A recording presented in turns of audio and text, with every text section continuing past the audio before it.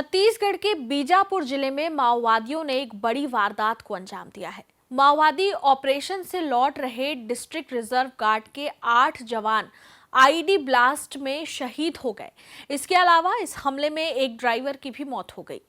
विस्फोट इतना भयंकर था कि सड़क में 10 फीट गहरा गड्ढा हो गया।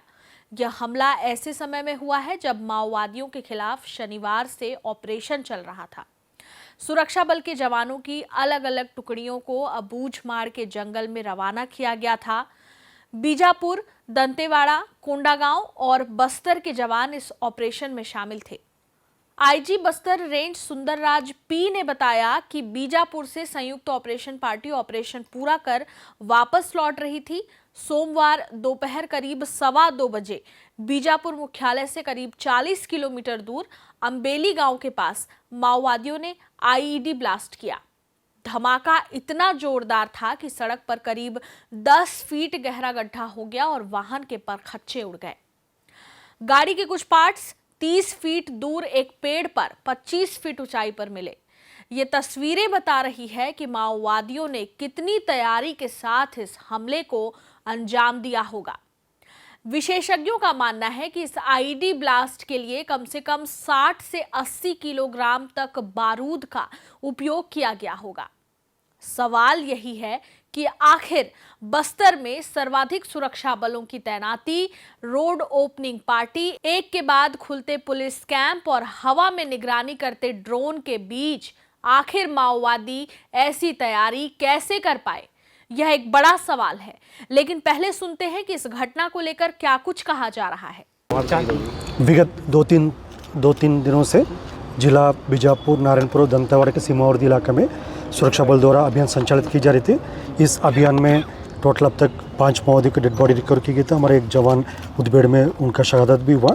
तत्पश्चात अभियान के बाद सर्चिंग को पूर्ण करके सुरक्षा बल द्वारा वापस बेस कैंप आ रहे थे। इस दौरान जिला बीजापुर की बेदरे एवं कुट्टू के बीच में अम्बेली के पास माओवादी द्वारा लाए गए एक आईडी ब्लास्ट की चपेट में आने से हमारा एक वाहन आईडी के चपेट में आ गई थी। उसमें सवार हमारा 8 डीआरजी दंतेवाड़ा के जवान का शहादत हो गई थी। उसके एक ड्राइवर का भी शहादत हो गई। कुल 9 का शहादत का भी जानकारी प्राप्त हो रहे थे।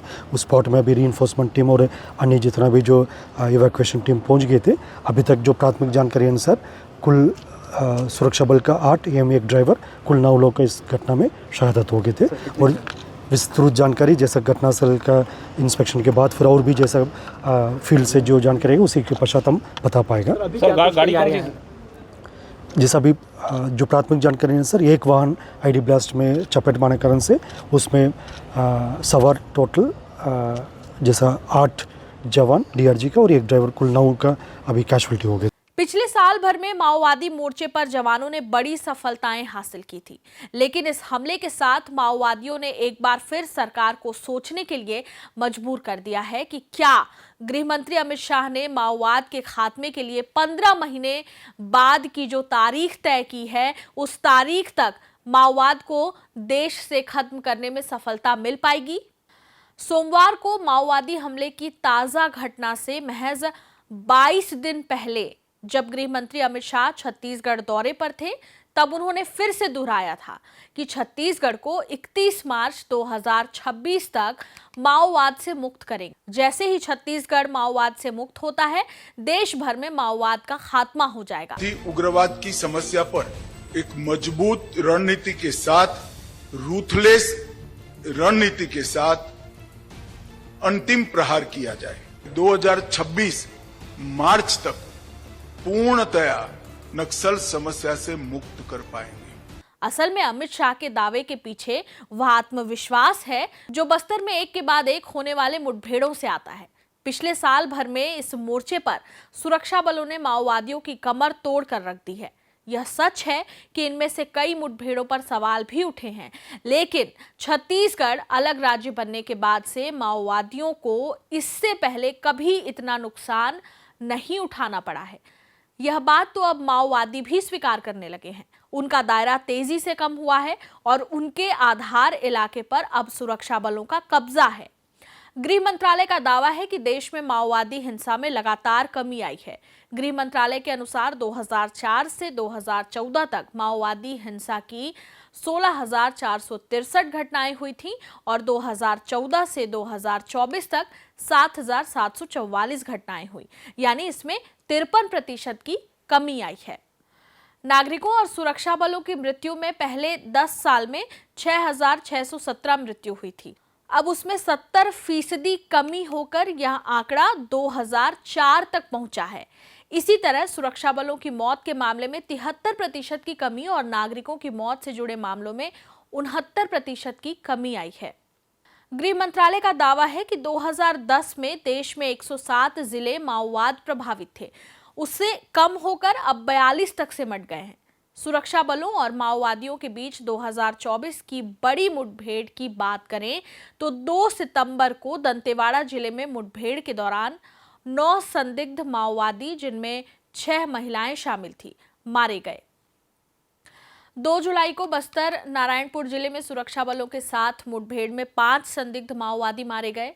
7 जून को नारायणपुर जिले में मुठभेड़ में 7 संदिग्ध माओवादी मारे गए और 3 जवान घायल हुए। 15 जून को नारायणपुर जिले में मुठभेड़ में 8 संदिग्ध माओवादी और स्पेशल टास्क फोर्स STF के 1 जवान की मौत हो गई। 5 जून को नारायणपुर जिले में मुठभेड़ में 6 संदिग्ध माओवादी मारे गए। 23 मई को नारायणपुर बीजापुर सीमा पर सुरक्षा बलों द्वारा 7 संदिग्ध माओवादी मार गिराने का दावा किया गया। 10 मई को बीजापुर में मुठभेड़ के दौरान कम से कम 12 संदिग्ध माओवादी मारे जाने की बात पुलिस ने कही। 30 अप्रैल को नारायणपुर और कांकेर जिलों की सीमा पर कम से कम 10 संदिग्ध माओवादी मारे गए, जिनमें 3 महिलाएं भी शामिल थीं। 16 अप्रैल को कांकेर जिले में सुरक्षा बलों के साथ मुठभेड़ में 29 संदिग्ध माओवादी मारे गए। बीते साल अगस्त के महीने में रायपुर में माओवाद प्रभावित राज्यों की बैठक में गृह मंत्री अमित शाह ने माओवाद को पूरी तरह से खत्म करने के लिए मार्च 2026 की तारीख तय की थी। लेकिन सोमवार को बीजापुर में 9 लोगों की शहादत ने इस मियाद पर एक सवाल तो खड़ा कर ही दिया है। माओवादी मामलों के जानकार मानते हैं कि छत्तीसगढ़ में माओवादी कमजोर पड़े हैं, लेकिन सुरक्षा बलों के सामने चुनौतियां कम नहीं हुई हैं। केंद्रीय गृह मंत्री अमित शाह बार बार छत्तीसगढ़ आते हैं और लगातार इस बात को वो जोर देकर कहते हैं कि मार्च 2026 तक हम छत्तीसगढ़ से नक्सलिज्म को ख़त्म कर देंगे, नक्सलवाद ख़त्म हो जाएगा। और पिछले 1 साल में ये देखने में भी आया है कि 210 से अधिक नक्सली जो है विभिन्न मुठभेड़ों में मारे गए हैं।